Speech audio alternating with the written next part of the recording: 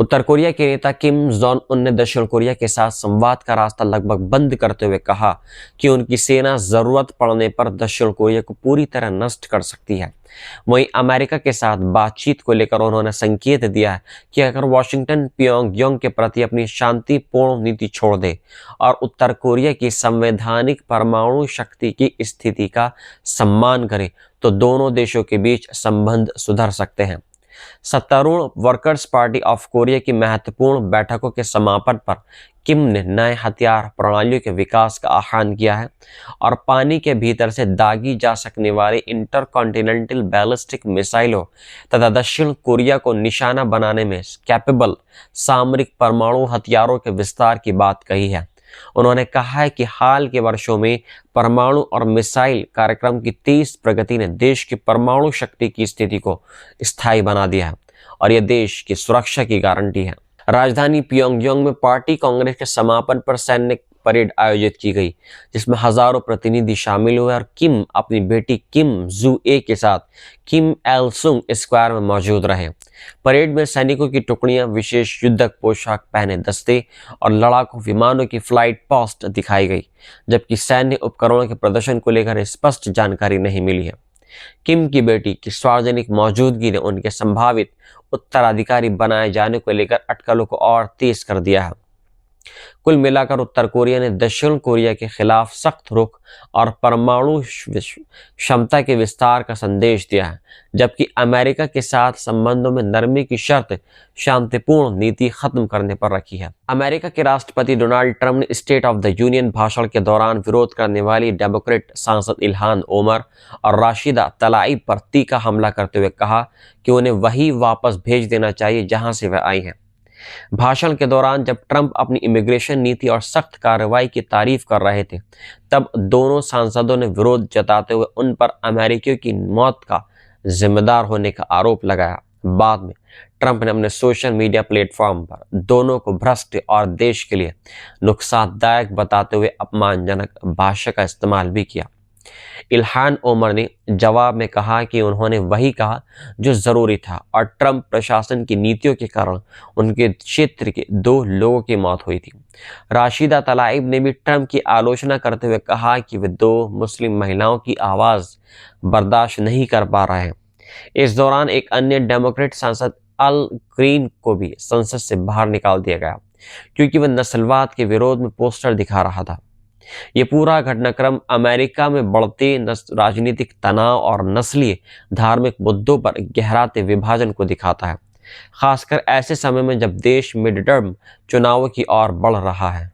भारत के प्रधानमंत्री नरेंद्र मोदी ने इजराइल की संसद केनेस्ट में एक बेहद अहम और प्रतीकात्मक भाषण दिया है, जहां उनका असाधारण स्वागत हुआ और सांसदों ने खड़े होकर बाकायदा मोदी मोदी के नारे लगाए। इस पूरे घटनाक्रम ने साफ कर दिया है कि भारत और इजराइल के रिश्ते अब केवल औपचारिक कूटनीति तक सीमित नहीं रहे हैं, बल्कि एक गहरे रणनीतिक और राजनीतिक साझेदारी में बदल चुके हैं। अपने संबोधन की शुरुआत में मोदी ने 7 अक्टूबर 2023 को हुए हमले की कड़े शब्दों में निंदा की और इसे बर्बर आतंकी हमला बताया। उन्होंने कहा कि वे 1.4 अरब भारतीयों का संदेश लेकर आए हैं और भारत हर मुश्किल घड़ी में इजराइल के साथ मजबूती से खड़ा है।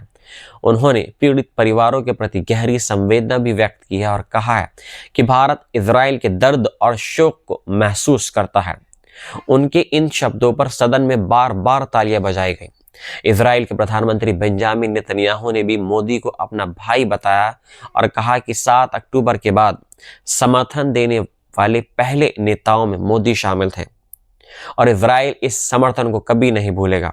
मोदी ने अपने भाषण में गजा में हुई भारी तबाही और बड़ी संख्या में हुई मौतों का सीधा उल्लेख नहीं किया है, बल्कि संयुक्त राष्ट्र द्वारा सुरक्षा परिषद शांति पहल का जिक्र करते हुए कहा कि भारत एक न्यायपूर्ण और स्थायी समाधान चाहता है, जिसमें फिलिस्तीन मुद्दे का समाधान भी शामिल हो। इस यात्रा के दौरान दोनों देशों के बीच रणनीतिक और आर्थिक सहयोग को नई ऊंचाई देने पर जोर दिया गया। रक्षा क्षेत्र में साझेदारी पहले से मजबूत हुई और अब कृषि, तकनीक और व्यापार में भी तेजी से विस्तार हो रहा है। Bharat Israel free trade agreement पर बातचीत फिर से शुरू हुई है और कहा गया है कि इससे दोनों देशों के बीच अरबों डॉलर के व्यापार को और बढ़ाया जाएगा।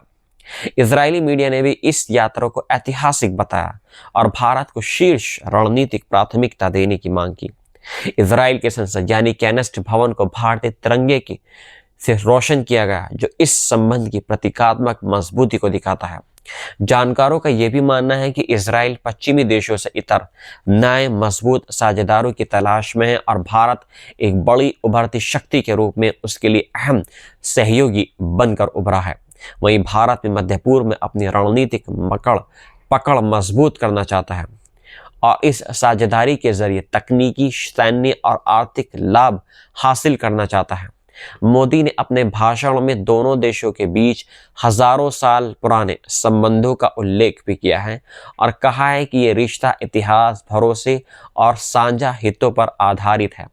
कुल मिलाकर यह दौरा दिखाता है कि भारत और इजराइल के रिश्ते अब पहले से कहीं अधिक गहरे, खुले और रणनीतिक हो चुके हैं और दोनों देश बदलते वैश्विक और सैन्य समीकरणों के बीच एक दूसरे को महत्वपूर्ण साझेदारों के रूप में देख रहे हैं।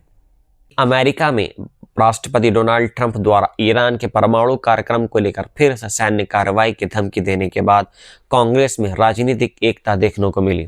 जब डेमोक्रेट सांसद रो खन्ना और रिपब्लिकन सांसद Thomas Massie State of the Union संबोधन के दौरान एक साथ बैठे और उन्होंने मिलकर वॉर पावर्स एक्ट के तहत एक प्रस्ताव लाने की कोशिश की ताकि ईरान पर किसी भी अमेरिकी हमले से पहले कांग्रेस में बहस और मतदान कंपलसरी हो। 1973 का वॉर पावर्स एक्ट कहता है कि बिना कांग्रेस की मंजूरी के राष्ट्रपति युद्ध नहीं छोड़ सकता, लेकिन 9/11 के बाद से व्हाइट हाउस ने कई देशों में बिना औपचारिक युद्ध घोषणा के हवाई हमले किए हैं। ट्रंप प्रशासन के अधिकारियों के हवाले से कहा गया है कि ईरान पर हमले की संभावना 90% है, जिस पर खन्ना और मैसी ने कहा कि अमेरिकी सैनिकों को खतरे में डालने से पहले कांग्रेस की मंजूरी जरूरी है। हालांकि अब खबरें हैं कि डेमोक्रेटिक नेतृत्व इस मतदान को टालने की कोशिश कर रहा है।